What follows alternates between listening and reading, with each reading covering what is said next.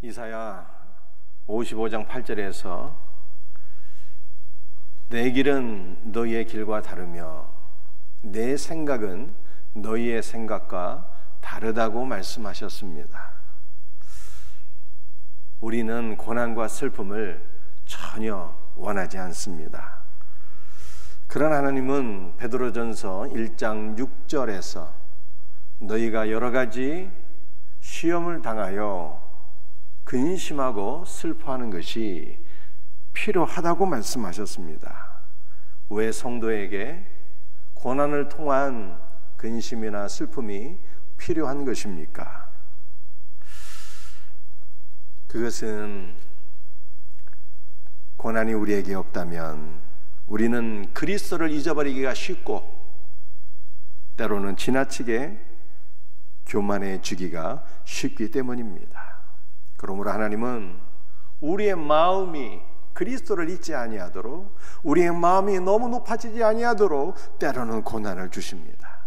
성도는 고난을 통해서 비로소 겸손해지고 자기의 한계 상황을 절감하게 되며 마음속 깊은 곳으로부터 주님을 의지하고 부르짖어 기도하게 됩니다. 이것이 바로 고난의 유익이죠.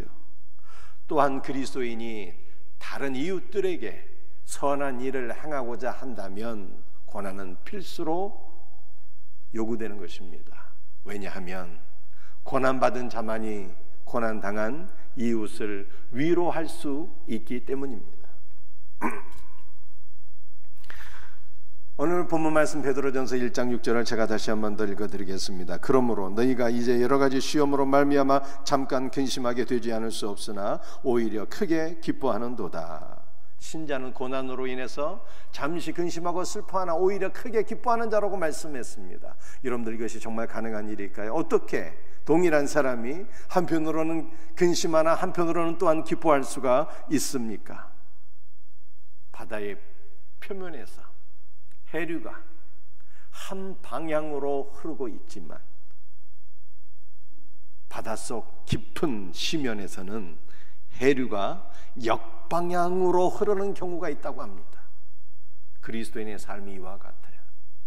그리스도인의 삶의 표면에서는 고난을 통해서 근심하고 슬퍼하게 되나, 그러나 우리의 심령 깊은 곳에서는 언제나 큰 기쁨의 물줄기가 역방향으로 흐르고 있다는 뜻입니다.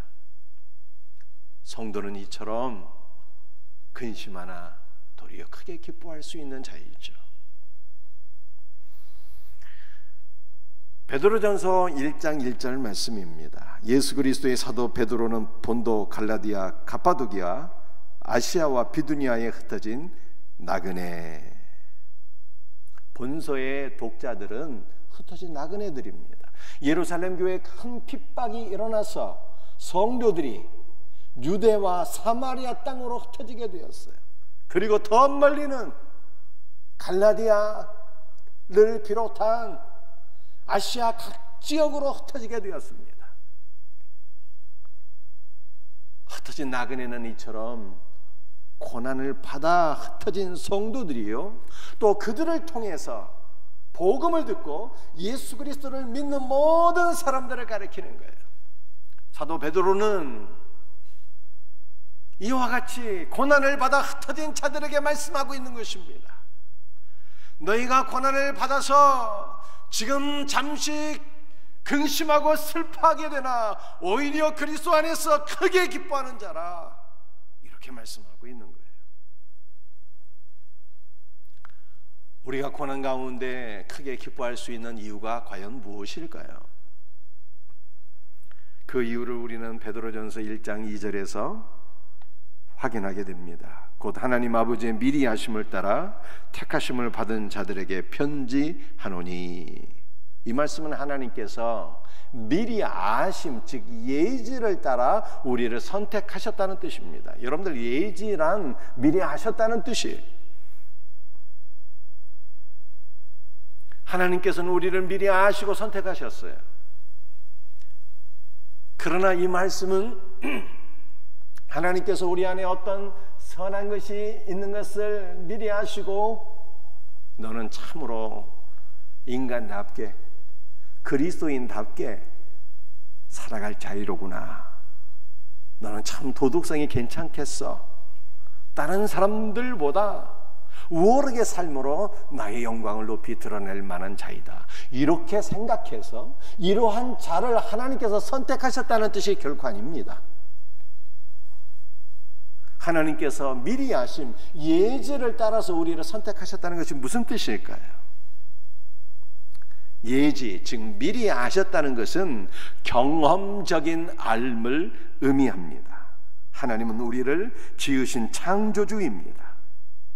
우리를 지으신 하나님께서 늘 우리와 함께 동거하고 계세요.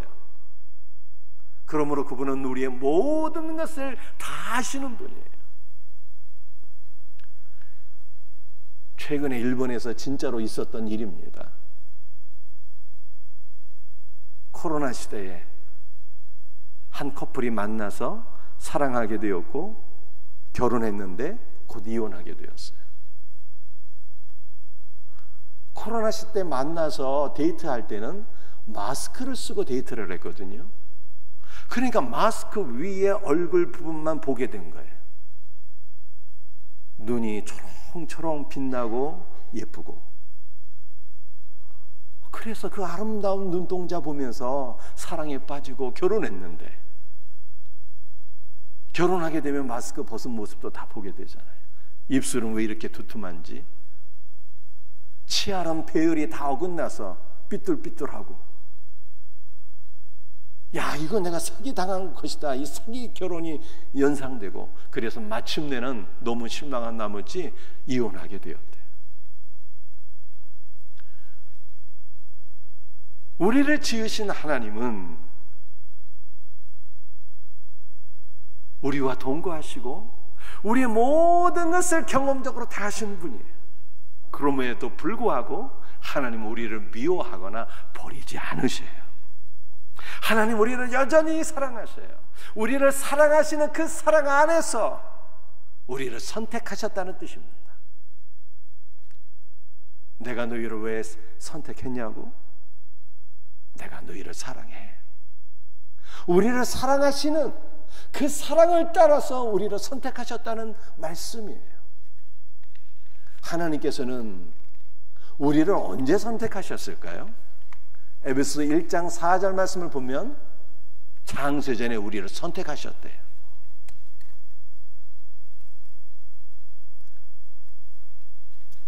창세전에 우리를 선택하셨는데, 우리를 사랑하심으로 선택하셨는데, 우리를 향하신 그 사랑이 지금까지 변함이 없으세요.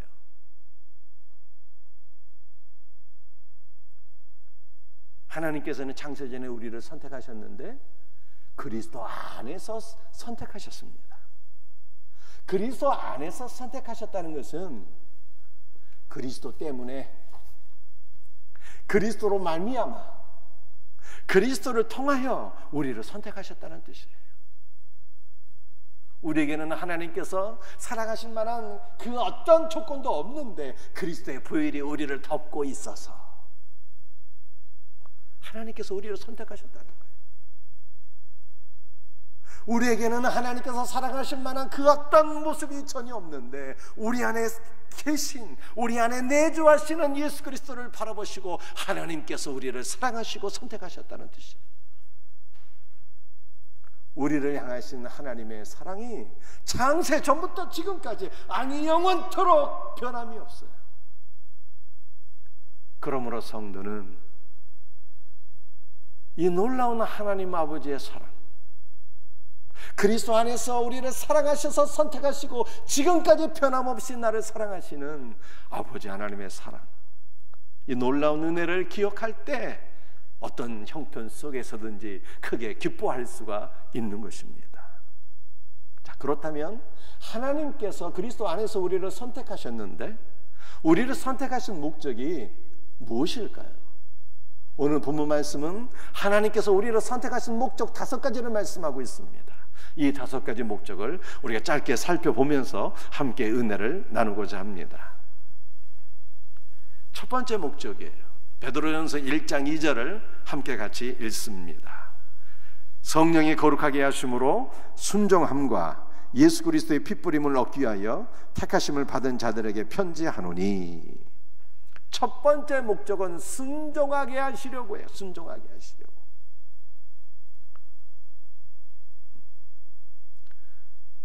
여러분들 순종하면 무엇이 생각나십니까? 우리가 우리의 의지를 하나님의 말씀 앞에 복종시켜서 하나님의 말씀을 따라 살아가는 것, 이것이 순종이라고 생각이 되잖아요. 그렇지 않습니까? 그런데 오늘 베드로전서 1장 2절에 나타난 순종은 전혀 다른 의미입니다. 뭐뭐 아래서 듣게 하시려고요. 누가복음 10장 39절 말씀을 보면 그에게 마리아라 하는 동생이 있어 주의 발치에 앉자 그의 말씀을 듣더니, 예수님께서 마리아와 마르다의 집에 방문하셨어요. 그랬더니 마리아는 예수님의 발치에 앉아서 귀를 기울이고 주님의 말씀을 경청하였습니다. 그런데 순종은 주님의 발치에서, 주님 아래에서 경청한다는 뜻이에요. 말씀을 경청한다는 뜻입니다. 여러분들, 말씀을 경청하게 되면 어떠한 역사가 일어나게 될까요? 말씀을 경청하면 그 말씀이 우리 안에서 살아 역사해서 우리를 믿음의 사람으로 세워주십니다. 로마서 10장 17절이죠. 그러므로 믿음은 들음에서 나며 들음은 그리스도의 말씀으로 말미암느니라. 우리가 말씀을 경청할 때, 말씀을 들을 때 그 말씀이 우리 안에 역사해서 우리를 믿음의 사람으로 세운다는 뜻이에요. 그러므로 하나님께서 우리를 선택하셨는데, 우리를 선택하신 목적은 말씀을 통해서 우리를 믿음의 사람으로 세우시기 위함이라는 것입니다.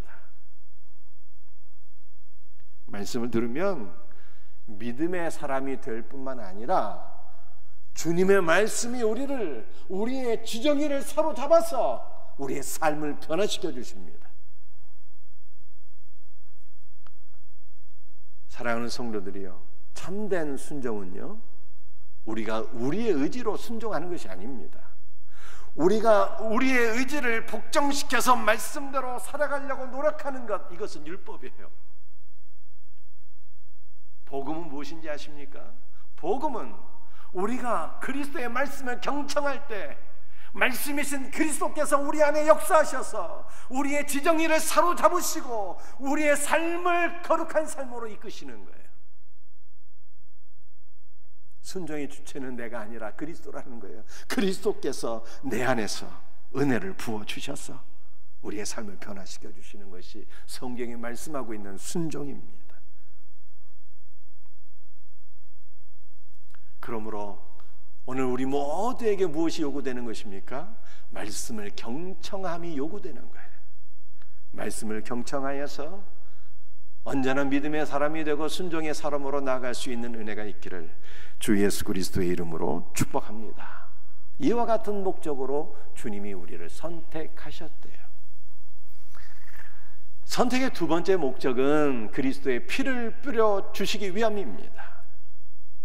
베드로전서 1장 2절을 제가 다시 한번 읽어드립니다. 성령이 거룩하게 하심으로 순종함과 예수 그리스도의 핏부림을 얻기 위하여 택하심을 받은 자들에게 편지하노니. 그리스도의 피를 뿌려주시기 위함이에요. 여러분들, 우리는 그리스도의 피를 통해서 어떠한 유익을 얻게 됩니까? 히브리서 9장 23절에 피 흘림이 없은즉 사함이 없느니라 라고 말씀하셨어요. 때문에 우리는 그리스도의 핏부림을 통해서 정결함의 은혜를 얻게 되는 거예요. 죄사함의 은혜를 누리게 됩니다. 출애굽기 12장 22절 말씀이에요. 우슬초 묶음을 가져다가 그리스에 담은 피에 적셔서 그 피를 문 임방과 좌우설주에 뿌리고 아침까지 한 사람도 자기 집 문 밖에 나가지 말라. 하나님께서 10가지 재앙으로 애굽을 심판하시고 이스라엘 백성들을 출애굽하게 하셨습니다. 마지막 10번째 재앙이 무슨 재앙입니까? 장제의 재앙이었어요. 이 장제의 재앙으로 애굽의 바로의 장자로부터 시작해서 짐승의 첫 새끼까지 모든 첫 것은 다 죽게 되었습니다. 그러나 이스라엘 집의 장자는 다 구원을 받게 되었어요. 어떻게 구원을 받게 되었습니까? 우슬초 묶음을 어린 양의 피에 넣어서 그 우슬초로 어린 양의 피를 집의 문 인방과 문 설지에 뿌리게 되었을 때 심판의 천사가 이스라엘 집을 뛰어넘어가게 된 것입니다. 그러므로 피를 뿌렸다는 것은 하나님의 심판이 우리에게서 지나가게 되었다는 것을 의미합니다. 지금도 하나님은 우리의 영혼에 말씀의 우슬처럼 어린 양 그리스도의 보혈을 뿌려주세요. 우리는 그리스도의 핏뿌림을 받은 자입니다.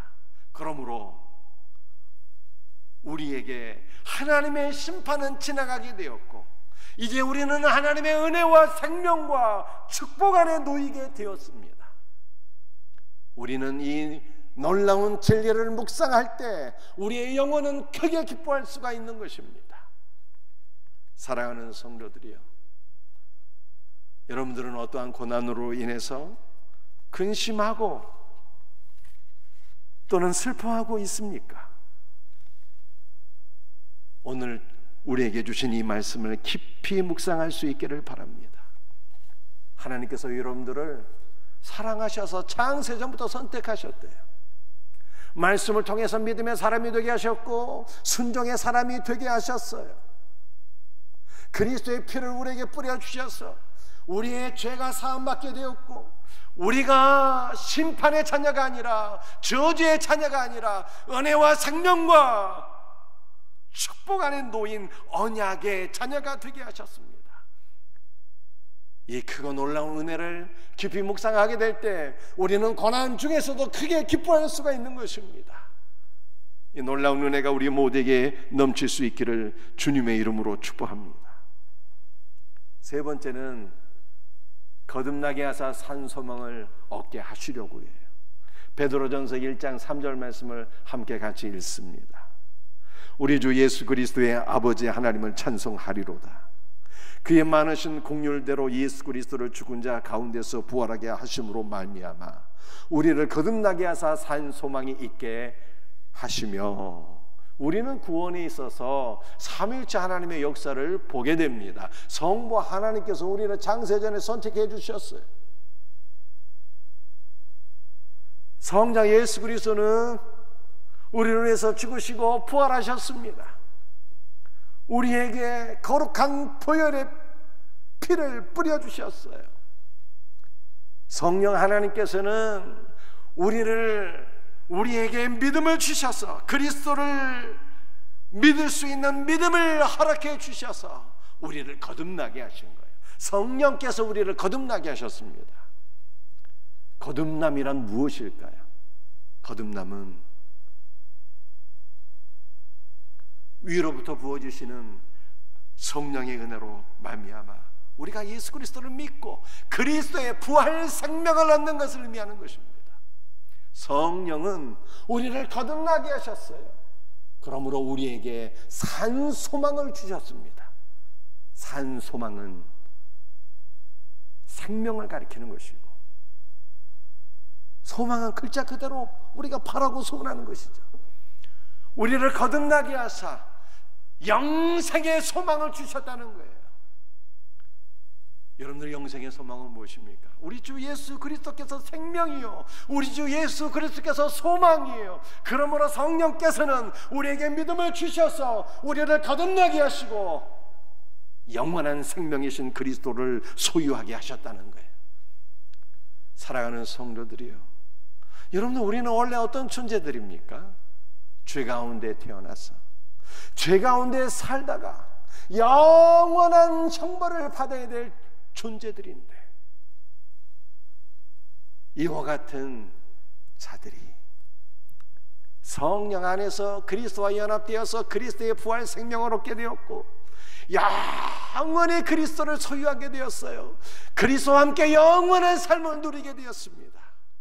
이 놀라운 은혜를 우리가 바라보고 묵상하게 될 때 우리는 크게 기뻐하지 않을 수 없다라고 하는 것입니다.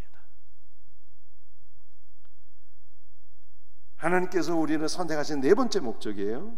썩지 않고 더럽지 않고 쇠하지 아니하는 유업을 있게 하시려고 해요.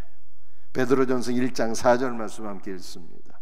썩지 않고 더럽지 않고 쇠하지 아니하는 유업을 있게 하시나니 곧 너희를 위하여 하늘에 간직하신 것이라. 육신에 속한 모든 것들은 다 썩어지게 됩니다. 코로나 사망자들이 너무 많아서 사망자를 위한 냉장고가 부족하다고 합니다. 그래서 냉장고 하나에 시신을 2개씩 겹쳐놓기도 하는데, 그래도 냉장고가 부족해서 사망자를 방치할 때가 있다는 거예요. 냉장고 밖에 사망자를 방치하게 되면 하루가 채 지나지 않았는데 형체를 알아볼 수 없을 정도로 부패하게 된다고 그래요. 육신에 속한 것들은 다 썩게 됩니다. 건강도 쇠하고 지능도 쇠하고 미모도 썩고 돈과 권력과 모든 것이 다 쇠하는 것입니다. 그런데 쇠하지 않는 것이 딱 하나 있어요. 썩지 않고 더럽지 아니하고 쇠하지 아니하는 것이 딱 하나 있는데, 그것은 하나님께서 믿는 자들을 위하여 예비하신 영원한 하나님의 나라예요. 그런데 하나님께서 우리를 썩지 않고 더럽지 않고 쇠하지 아니하는 유업을 잊게 하셨다라고 말씀하고 있어요. 잊게 하셨다는 것은 그 안으로 쏙 들어가게 하셨다는 거예요. 영원히 썩어서 없어질 존재들인데, 그리스도 안에서 저와 여러분은 영원히 썩지 아니할 하나님의 나라, 그 나라 안으로 쏙 들어가게 되었다는 뜻입니다. 이 놀라운 은혜를 우리가 기억하게 될 때 우리는 기뻐하게 되는 거예요. 마지막 5번째입니다. 우리를 능력으로 보호해 주시려고 해요. 베드로전서 1장 5절 말씀 함께 같이 읽습니다. 너희는 말세에 나타내기로 예비하신 구원을 얻기 위하여 믿음으로 말미암아 하나님의 능력으로 보호하심을 받았느니라. 하나님은 성도를 넘어뜨리려고 공격하는 사단의 모든 공격으로부터 우리를 보호해 주시는 분이라는 거예요. 예수를 믿는 신자라 할지라도 원수마귀의 공격이 없는 것이 아니래요. 고난이 없는 것이 아니라고 성경이 말씀하고 있어요. 그러나 하나님께서는 모든 믿는 자들을 사단의 공격으로부터 또는 여러 가지 환난과 시험과 고난으로부터 우리를 보호해 주시는 분이시다 라고 말씀하고 있습니다. 그러나 하나님의 능력으로 보호하심을 받는 데는 한 가지 조건이 있는데, 그것은 바로 성도의 믿음입니다. 즉 하나님께서는 택하신 성도들을 믿음을 보시고 그들의 믿음을 보시고 하나님의 능력으로 지켜주시고 보호해 주신다. 오늘 마지막 성경 구절입니다. 사무엘상 25장 29절 말씀을 한번 같이 읽어보겠어요.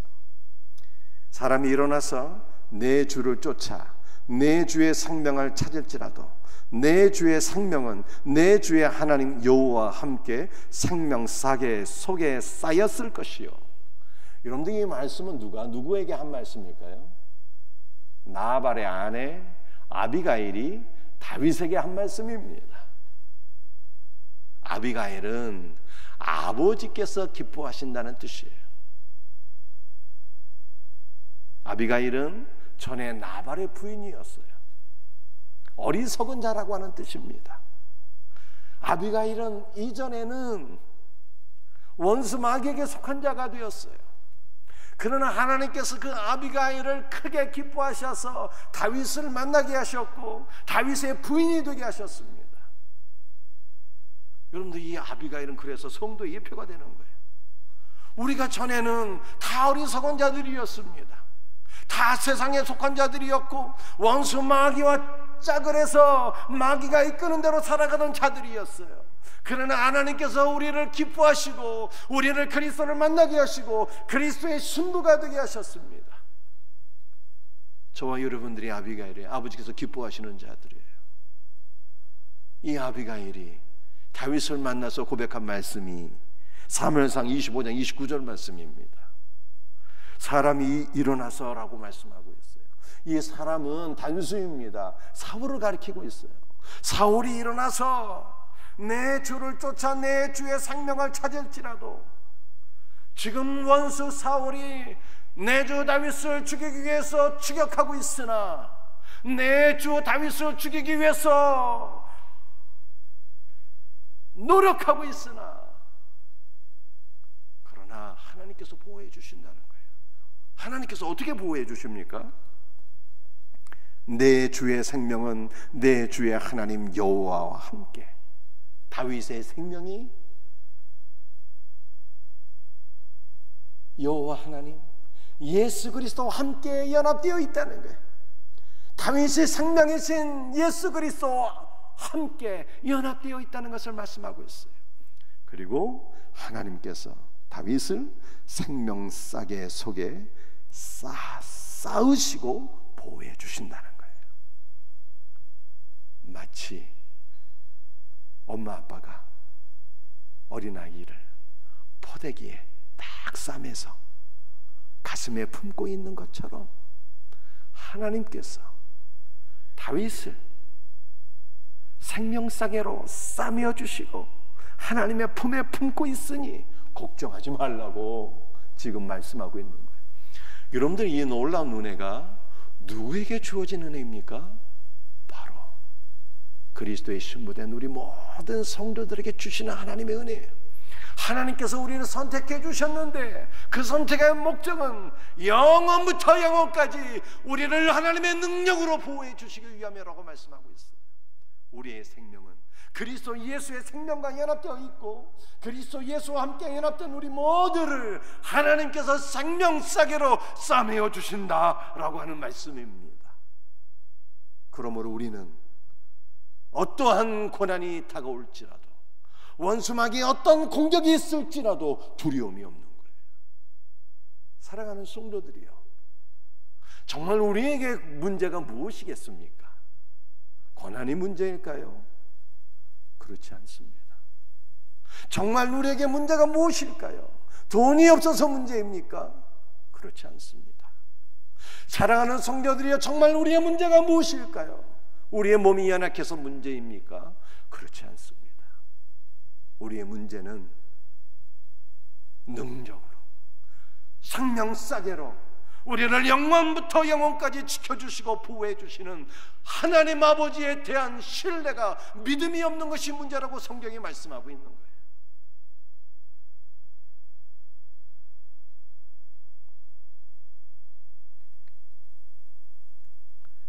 하나님께서 택하신 모든 자들을 영원토록 지켜주시고 보호해 주세요. 이 놀라운 은혜를 우리가 묵상하게 될 때 우리는 하늘이 꺼진다 할지라도, 태산이 무너진다 할지라도 근심 걱정 없는 거예요. 그러므로 다윗이 이런 고백을 했어요. 천만인이 둘러서서 진을 치고 나를 공격한다 할지라도 나를 지켜주시는 하나님의 사랑 안에서 나는 평안을 누릴 수 있다는 거예요. 여러분들, 이것이 바로 우리의 믿음의 고백이 되어야 하는 것입니다. 말씀을 마치겠습니다. 성도는 근심하나 기뻐하는 자예요. 왜 기뻐합니까? 하나님께서 우리를 사랑하셔서 창세 전부터 우리를 선택해 주셨대요. 우리를 향하신 하나님의 사랑이 지금까지 아니 영원토록 변함이 없습니다. 이 놀라운 하나님의 사랑 안에서 우리는 기뻐하는 거예요.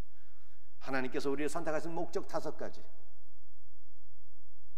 우리 한번 복습해 보겠습니다. 첫 번째, 순종하게 하시려고, 말씀을 통해서 믿음과 순종을 주시려고 해요. 두 번째, 그리스도의 핏뿌림을 주시려고, 하나님의 심판이 지나가고 하나님의 은혜와 생명과 축복의 자녀가 되게 하시려고. 세 번째, 거듭나게 하시려고, 그리스도의 부활 생명을 주게 하시려고. 네 번째, 썩지 아니하고 새하지 아니하는 하나님의 나라 안으로 우리를 쏙 들어가게 하시려고. 마지막 5번째, 능력으로 우리를 보호해 주시려고 해요. 이 놀라운 선택의 목적을 우리가 묵상하면서 어떤 상황 속에서든지 크게 기뻐할 수 있는, 그리스도 예수 안에서 기뻐하고 감사할 수 있는 우리 성도들이 될 수 있기를 주 예수 그리스도의 이름으로 축복합니다. 기도하시겠어요? 아버지 하나님, 저희가 어떠한 자이건대 창세 전에 우리를 선택하셔서 우리를 향하신 사랑의 변함이 없으시나이까. 감사와 찬송과 영광을 돌려드립니다. 고난 속에서도 우리를 향하신 하나님의 사랑이 변함없다고 하는, 하나님의 선택이 변함이 없다고 하는 이 놀라운 은혜의 말씀을 묵상하면서 크게 기뻐하고 감사하게 하옵소서.